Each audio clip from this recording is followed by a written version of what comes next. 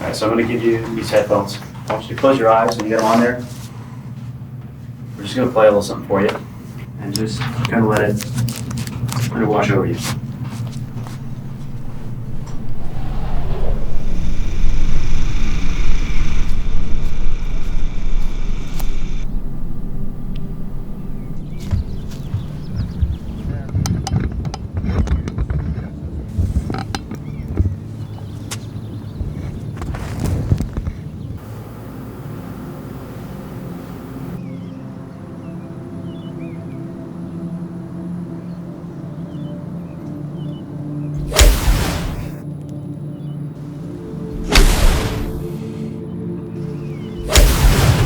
Oh my God.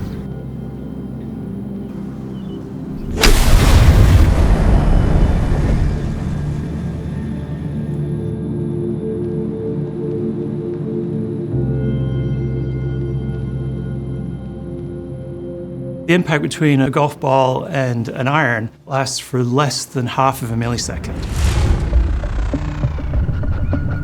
In that time, vibrations are created which then radiate from the impact. Half a millisecond. And there's so many different things that can make that impact really good or really bad. How the club interacts through the turf. How the shaft is optimized for your swing.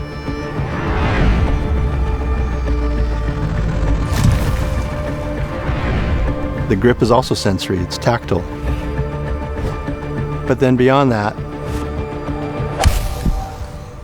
it's acoustics.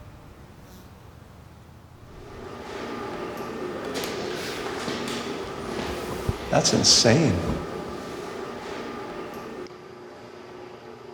You know you're doing research when you have to work in an office that has like a, 9-inch thick steel door.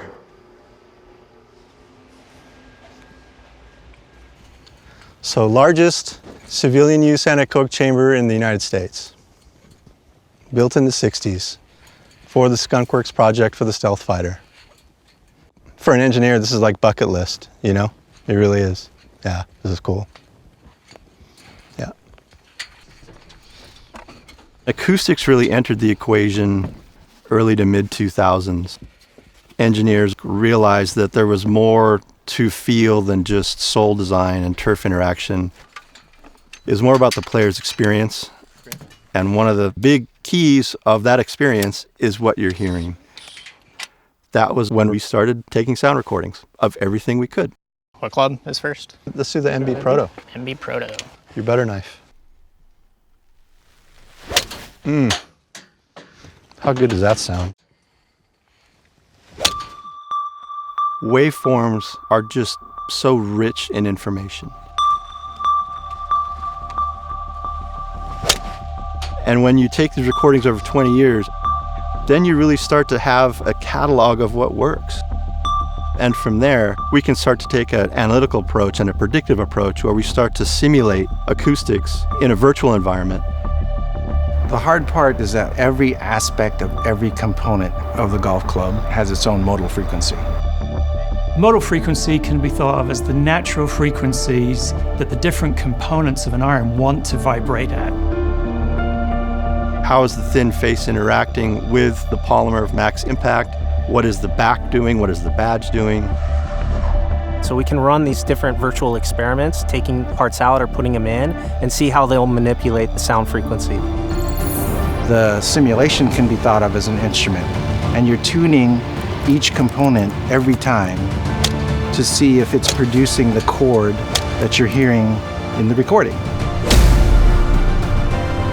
If you get the correlation, it allows you to quickly iterate through a ton of different models.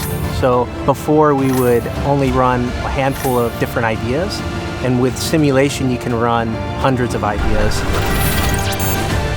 Some combination of those creates a signature which is the best sound, the best feel.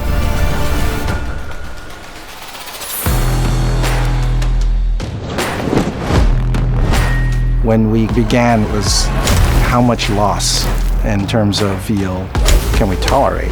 engineering all this performance into a club. Now we're asking the question, how can we have it all? How far can we push this? Holy cow.